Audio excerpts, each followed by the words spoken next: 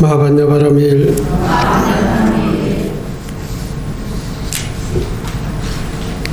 네, 2월 달도 이제 접어들었습니다.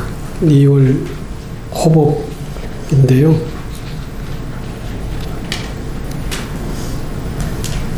호복하면은 부처님의 진리, 부처님께서 가르쳐 주신 진리를 잘 공부하고 잘 알고 깨우쳐서 우리가 우리 생활 속에서 그 진리를 실현을 한다.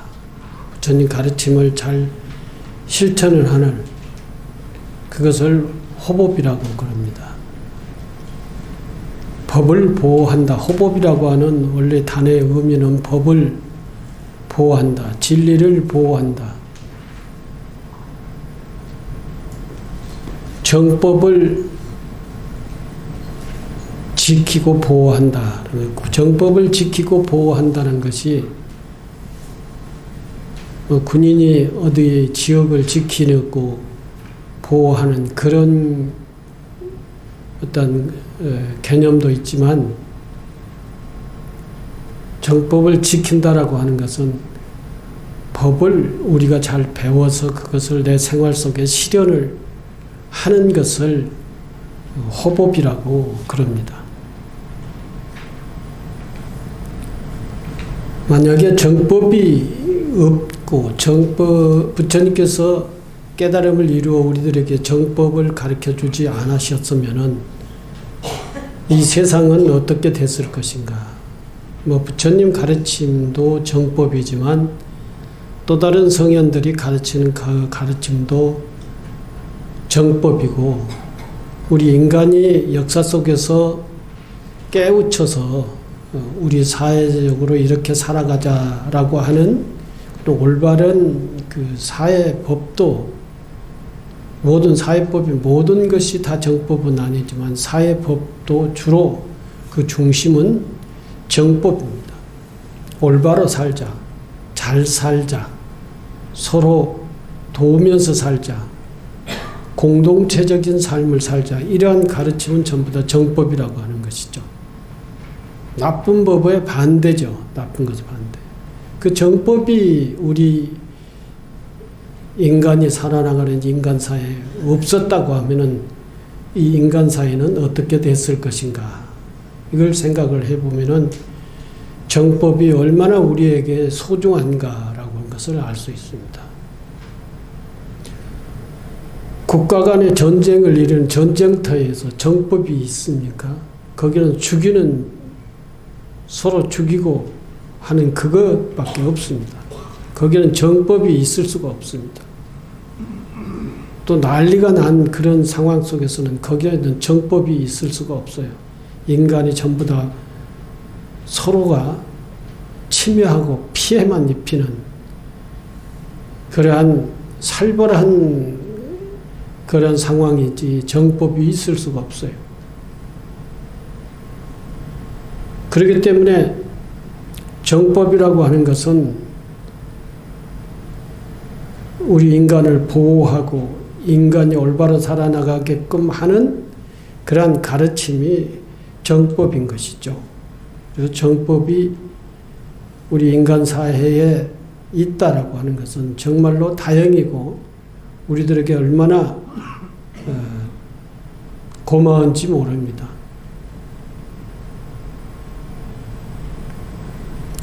호법이라고 하는 것은 바로 그러한 정법을 잘 배워서 우리 생활 속에서 실현을 하면서 우리가 이 세상에 정법이 실현되는 세상을 가꾸면서 살자. 그런 의도가 호법이라는 것이죠. 그래서 호법 사업이라고 하는 것이 있는데, 그게 이제 교육 사업, 복지 사업, 문화 사업, 이게 교육, 복지, 문화를 통해서 이 사회를 정말로 평화롭고 풍요로운 사회로 가꾸자라고 하는 것이 호법 사업입니다. 그래서 지금 우리 금강정사에 산하단체가 5가지가 있는데 행원, 청소년센터, 어린이집, 철산복지관 이런 것들이 전부가 다 일반 광명 시민을 위해서 있는 것이죠. 광명 시민 중에서도 가장 노약자 또 그리고 삶이 어려운 사람들, 교육 기회가 별로 풍요롭지 못한 사람들 이런 사람들을 위한 그러한 시설들입니다. 여러분들이 내신 후보 발언금은 그걸 다 모아서 그런 사업에 쓰는 거예요. 사찰 살림에 보태 쓰는 게 아닙니다. 다 바로 이 광명시, 광명 시민을 위해서 그러한 교육사업, 복지사업 이런 사업들을 하고 있는 겁니다. 그거야말로 보살행위죠. 그게야말로 큰 복을 짓는 행위입니다. 그래서 호법 발언에 많이 동참하신다는 것은 그런 의미가 있다라고 하는 것입니다. 오늘 주보의 내용은 언제나 부처님과 함께 있는 불자, 사람, 언제나 부처님과 함께 있는 사람, 부처님과 늘 함께 있는 사람은 어떤 사람이냐, 어떻게 살면은 부처님과 늘 함께 있느냐라고 하는 것을 경전 잡아함경 11경에 나오는 경전의 말씀을 발췌를 해서 말씀을 드리도록 하겠습니다. 그때 부처님이 카필라 바수트 니그로다 동산에 계실 때 일이다. 카필라 바수트는 우리 이번에 인도에 가셨죠? 인도 성지순례를 갔었는데 카필라라고 하는 것은 지금의 네팔이라고 한 나라의 그 지역을 당시는 카필라라고 했습니다. 부처님이 태어난 곳이죠. 니그로다 동산이라고 하는 것은 사슴동산이라고 하는 것이에요. 아주 숲이 많이 우거지고 사슴이 살 수 있는 그런 동산을 니그로다 동산이다라고 하는 것입니다. 부처님께서 니그로다 동산에 계실 때의 일이다. 여름 안거를 마친 부처님이 다른 곳으로 떠날 것을 안 제가 신자, 마하나마라고 하는 제가 신자가 있었는데 그 신자가 굉장히 신심이 있었어요. 그런데 아직까지 부처님의 가르침을 깊이 이해를 하지 못하고 한참 받아들이는 그런 과정이었습니다. 그때 마하나마가 부처님께서 조금 있으면은 떠나신다라고 하는 그 지역에서 니그로다 동산에서 떠나신다라고 하는 얘기를 듣게 됐습니다. 그 부처님께서 자기 마을에 계시는데 그 마을에서 떠나시면은 이제 부처님 법을 한참 배우고 있고 신심이 부처님 뵈면은 신심이 나는데 만약 부처님이 계시지 않으면 부처님 법을 누구한테 배울 것이며 또 부처님이 계시지 않으면 신심이 안 날 것 같다라고 하는 그러한 불안한 생각이 들었어요. 그래서 부처님께 갔습니다. 부처님, 제가 식당에서 여러 비구들이 하는 말을 들으니 가사를 다 꿰매면 곧 다른 곳으로 떠나실 것이라 얘기 들었습니다. 저는 아직 근기가 약해서 부처님이 안 계시면 사방이 아득하여 들은 법도 다 잊어버릴 것 같습니다. 이제 부처님과 여러 친한 스님들과 헤어지면 언제 다시 만나뵐 수 있을는지요. 부처님이 가시면 너무나도 섭섭할 것 같고 불안할 것 같아서 부처님이 오래 우리 마을에 계셔 주셨으면 좋겠다. 이러한 요청이죠. 근데 그때에 여기에 부처님이 가사를 다 꿰매면은 이제 가신다라고 하는 얘기가 나오는데, 이 얘기는 그 당시에 스님들이 가사를 무엇로 만들었느냐 하면, 요즘 같으면은 뭐 천을 사다가 꿰매면은, 요즘은 이제 승복집이 있어가지고 승복집에 가서 의뢰를 하면은 가사를 다 맞춰 주지요. 그럼 그걸 입으면 되는데, 그때 당시는 승복집도 없고 또 양복집도 없고 한복집도 뭐 그런 옷을 맞추는 것이 없었어요. 그리고 그때는 생활이 굉장히 열악했고, 스님들은 옷을 어떻게 만들어 입었느냐 하면은 분소이라고 하는 것이 있습니다. 분소이.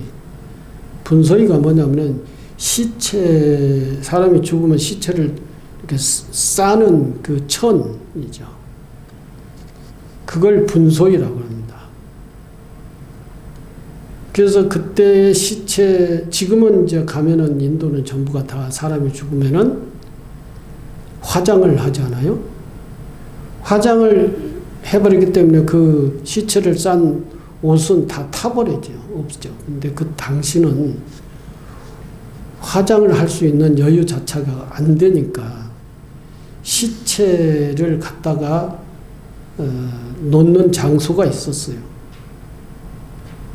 거기에 이제 사람이 죽으면 다 거기다 갖다 시체를 소위 말해서 버린다고 할 수 있을까요? 시체를 갖다 거기다 모셔다 놓는데, 거기에 시체가 오래 이렇게 있다 보면은 이제 짐승이 와서 뜯어먹고, 까마귀가 와서, 또는 그걸 뭐라 하나요? 독수리가 와서 그 분소이를 다 찢어내고, 그 사람의 시체를 다 뜯어먹고, 썩고 해서 이제 이게 이제 뼈가 이제 한참 이렇게 쌓여 있는 것, 그런 것이 있었어요. 그 스님들이 거기 가서 그 시체를 이렇게 입혀놓은, 둘둘 쌓아놓은 그 천을 이제 벗겨다가 그것을 빨아서 그걸 조각조각 이어가지고 이 가사를 만든 거예요. 이 가사. 그걸 보고 분소이라고 그래요. 그 이제 가사가 요즘에는 뭐 5조 가사, 뭐 21조, 뭐 이렇게 조수가 있어요. 그 스님들의 그 요즘 뭐 사회적으로 얘기하면 급수에 따라서 이제 가사를 수하는 조수가 달라요.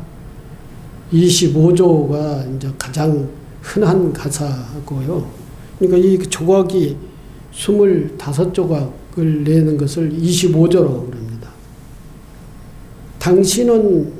그때 당시는 큰 천이 없어서 천 하나로 가사를 이렇게 만들 수가 없었어요.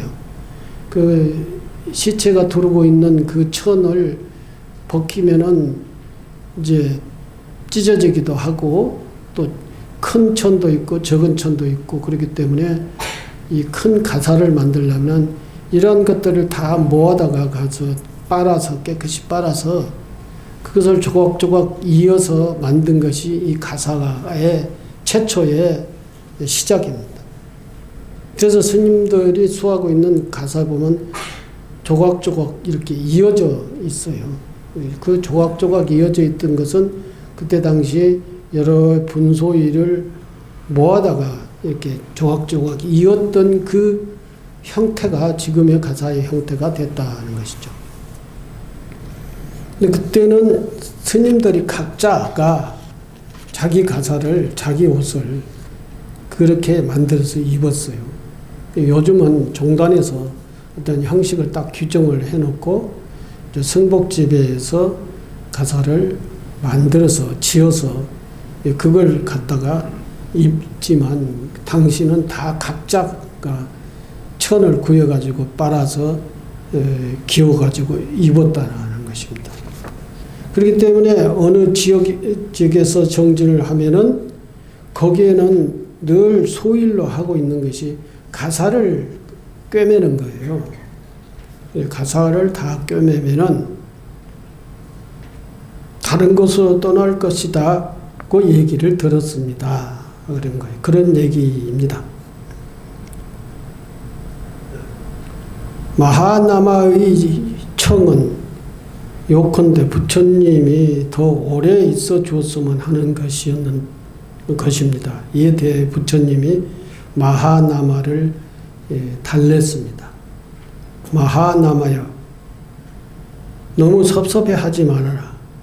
내가 참으로 믿음이 깊은 신자라면 여러가 곁에 있거나 없거나 친한 친구들을 보거나, 그러니까 친한 비구들을 보거나 보지 않거나 항상 5가지 바른 법을 생각하고 닦으라. 그러면 너는 항상 열애와 그 제자들과 함께 있는 것이 되느니라 그랬어요. 그 5가지 이 법이란 뭐냐면은, 첫째는 바른 법을 믿는 것이요, 믿음이에요. 둘째는 계율을 잘 지키는 것이요. 셋째는 자주 설법을 듣는 것이요. 부처님과 부처님의 제자가 떠나더라도 그 지역에는 그 지역에서 늘 머물면서 수행하는 스님들이 있어요. 있으면서 또 스님들이 유행을 하며 돌아다니면서 어느 지역에 가서 설법을 하고 그래요.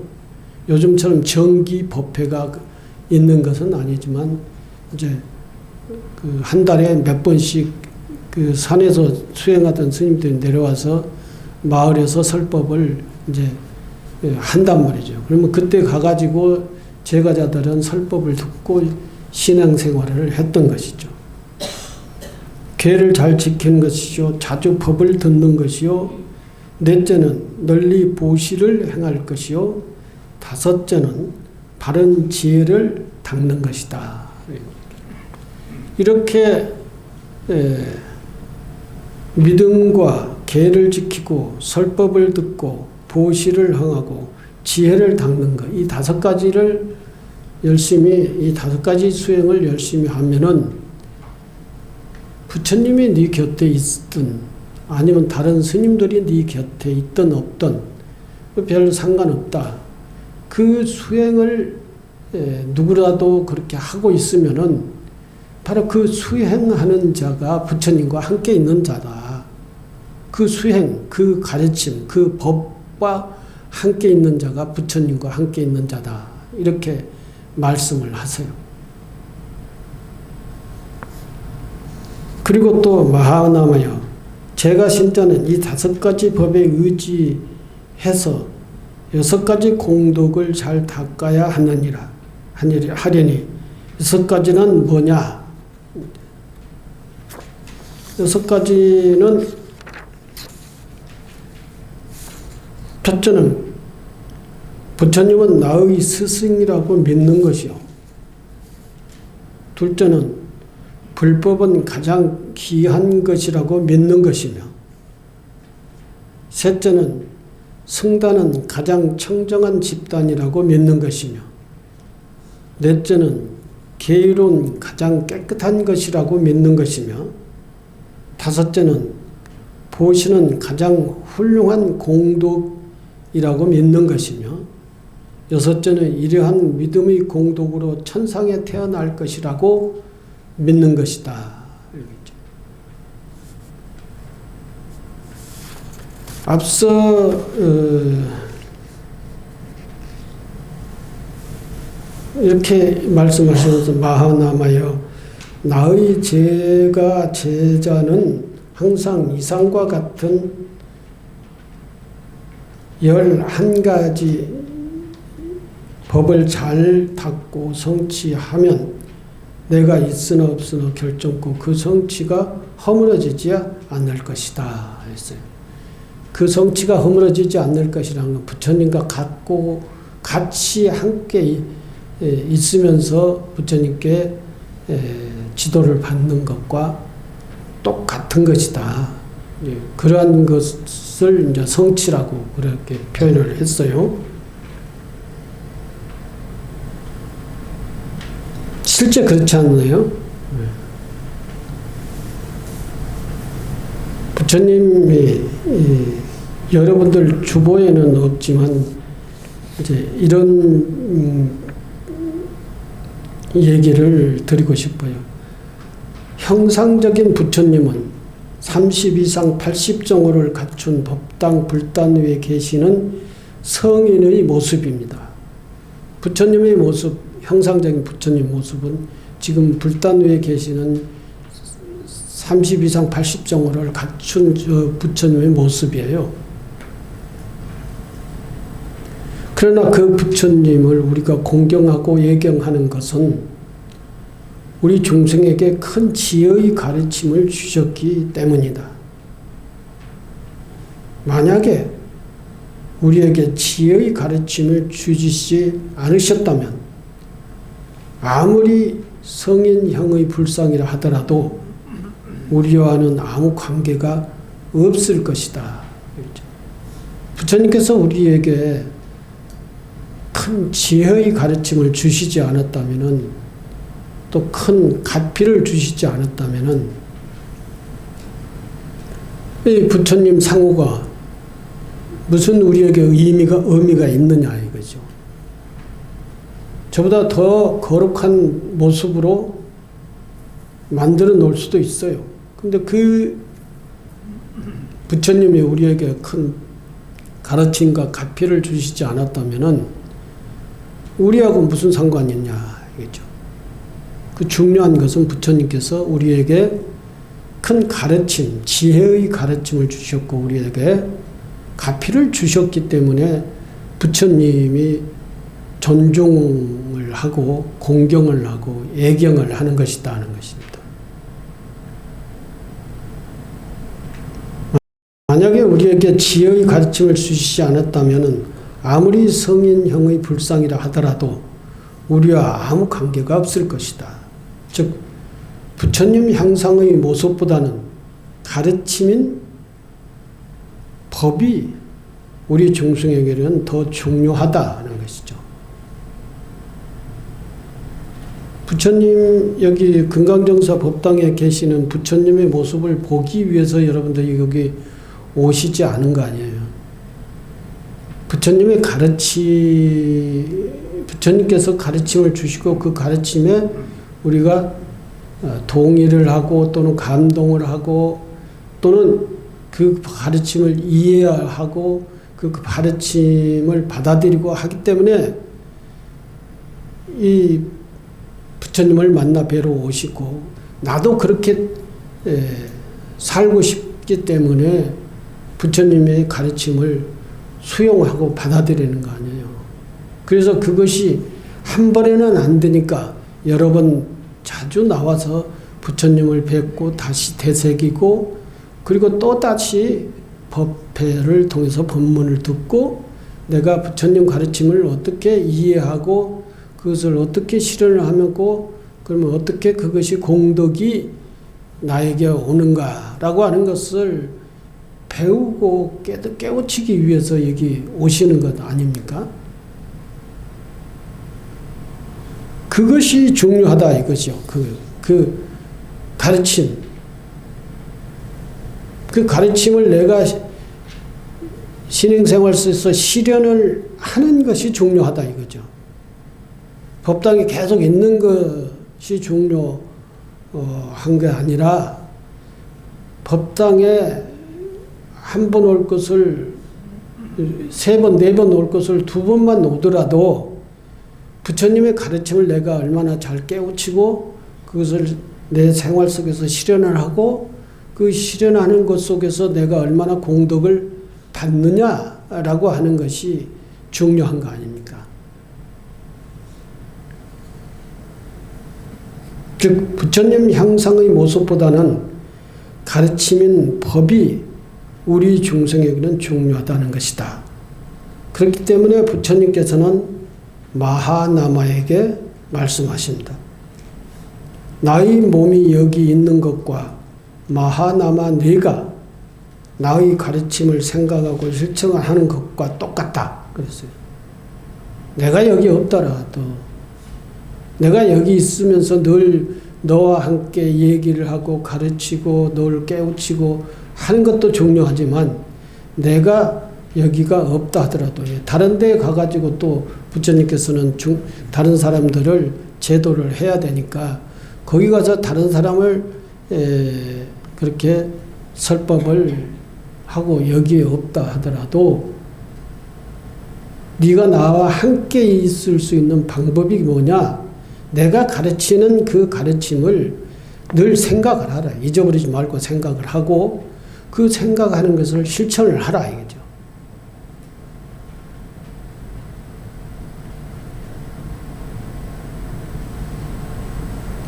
나의 몸이 여기 있는 것과 마하나마 내가 나의 가르침을 생각하고 실천하는 것과 똑같다 그랬어요. 내가 여기 없다 하더라도 네가 나의 가르침을 늘 잊어버리지 않고 생각하고 실천하는 것과 내가 여기 있는 것과 똑같다. 내가 여기 없더라도 나의 가르침을 늘 생각하고 실천하는 것이 너는 나와 함께 있는 것이다. 그랬어요. 부처님의 가르침이 내 생활 속에 함께 하고 있는 것이 부처님과 내가 함께 하는 것이다. 오히려 가르침을 생각하고 실천하는 것이 붓다와 승가와 항상 영원히 함께하는 것이 되느니라 그랬어요. 한시도 부처님과 떨어지지 않고 헤어지지 않고 항상 영원히 부처님과 함께하고 할 수 있는 방법이 부처님의 가르침을 내가 늘 생각을 하고 염념상속이다 그러죠. 생각 계속 끊지 않고 부처님의 가르침을 생각하고 부처님을 생각하고 또 내 삶 속에서 부처님의 가르침을 실천으로 옮긴다는 것이죠. 그러면은 너는 부처님과 나 같이 있는 것이다. 늘. 부처님의 가르침이 앞서 5가지에 대해서 말씀하셨죠. 바른 믿음을 갖는 것이다. 둘째는 계율을 잘 지키는 것이다.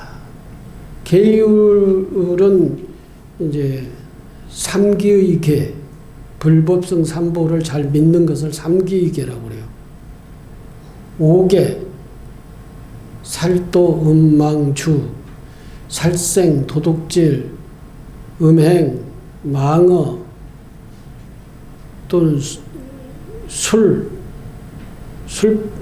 술뿐만을 얘기하는 것이 아니라 우리 정신을 마비시키는 그 모든 물질은 술이라고 그러는 거예요. 마약도 술이라고. 또 퇴폐 문화, 소비 문화 이런 문화도 전부 다 술하고 똑같은 거예요. 쇼핑 중독 이런 것도. 그건 쇼핑에 완전히 취해가지고 있는 거 아니에요. 그리고 어디 그 놀이 문화에 빠져가지고 정신 못 차린 거. 이것도 술이라고 그러는 거예요. 술 취한 거랑 마찬가지다 하는 것이죠. 또 어떤 문화, 퇴폐 문화에 빠져서 거기에 헤어나지 못하는 것도 그것도 술 취한 거나 마찬가지다 하는 것이죠. 술 취하면 어땠죠? 우리 정법을 다 어기잖아요.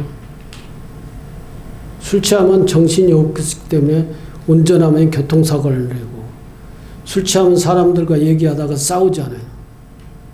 이게 이제 술이 문제라는 것이죠. 그래서 5계를 잘 지키는 것이 청정하고 깨끗한 것이다. 그런 것이고. 자주 설법을 듣는 것.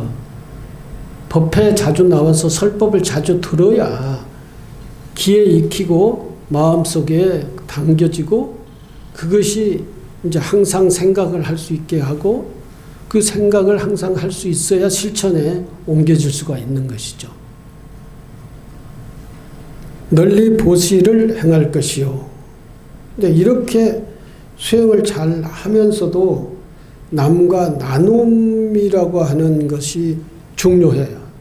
마음을 나누고 행동으로서 삶으로서 나누고 가지고 있는 것도 같이 나누고 그러니까 내만 다른 사람에게 주는 게 아니라 다른 사람도 나에게도 나누는 것이죠. 나누는 것이 나누고 싶지 않는 것이 욕심이죠. 나누는 것은 욕심을 내려놓는 거예요. 그 나누는 것은 욕심만 내려놓는 게 아니라 다른 사람들을 소중하게 생각을 하는 것입니다. 자기 자식에게 내려주고 부모에게 소중하게 효도하고 이러한 친구에게 또 나누고 이러한 이 나눔이 없으면 나눔이 없는 삶은 있을 수가 없어요.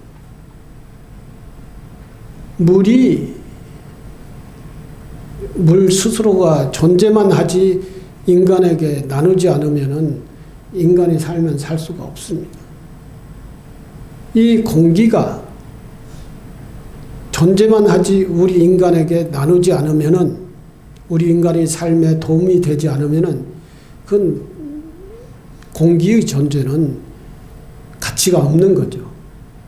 그래서 이 세상 모든 것은 다 연기법에 의해서 서로 연결돼서 서로 주고받는 거예요. 심장의 피를 전신에다가 나누지 않으면은 그 심장의 가치는 없는 거죠. 그처럼 모든 존재가 서로에게 서로 나누는 거예요. 의지하고 나누는 거예요. 이게 이제 연기의 진리인 것이죠. 연기법의 진리인 것이죠. 이것이 작동이 돼야, 나눔이 작동이 돼야 공덕이 있는 거예요. 삶이 있는 거랍니다. 생명이 살아갈 수 있는 것이다. 그래서 보시를 굉장히 중요하게 생각합니다. 보시는 내가 가지고 있는 것을 담을 주는 것, 내가 손해보는 것, 이런 식으로 생각하면은 이건 보시를 할 수 없고 이것은 보시가 아니에요. 서로 생명을 주고받는 그러한 나눔이에요. 다섯째는 바른 지혜를 담는다. 그러면서도 부처님의 가르치면 그 지혜를 생활 속에서 닦아가야 돼요. 그래야 성장을 할 수가 있으니까요. 이렇게 살면은 부처님과 또 언제든지 항상 영원히 같이 함께 하는 것이다. 그러면서 뒤에 이제 중요하게 말씀하신 거, 부처님은 나의 스승이라고 믿어라. 그랬죠. 부처님이 뭐예요? 이 형상적인 부처님만 부처님이 아니라 부처님은 부처님의 가르침이 진불이에요. 법신불. 이 법신불을 믿어야 되는 것이죠. 법신불을 알아야 되는 것이지. 그 법신불을 모르면 안 되는 거예요.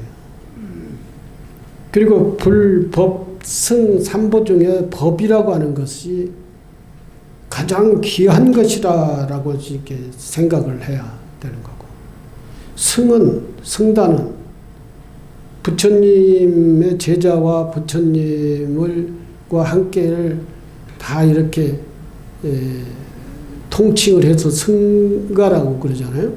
이 승가가 가장 청정한 집단이다라고 하는 것을 믿고, 계율은 가장 깨끗한 것이라고 믿고, 보시는 가장 다른 생명을 살리는 생명의 나눔이 보시래요. 다른 생명을 살리는 거예요.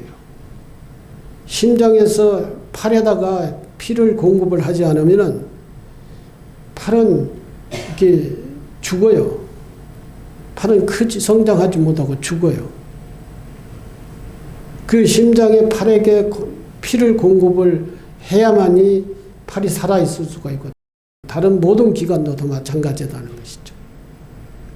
이런 심장의 역할을 우리 개개인이 모든 생명에게 해야 된다는 것이죠.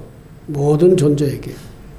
그래서 늘 욕심이 많고 꽉 엉켜만 쥐고 있는 그런 생각으로 살면은 이게 공덕이 없다. 모든 생명을 살리는 그러한 역할을 하지 못하기 때문에 그 사람에게는 큰 복이나 공덕이 있을 수가 없다. 단순하게 무슨 있는 사람이 없는 사람에게 적선하는 이런 의미로 얘기를 하는 게 아닙니다.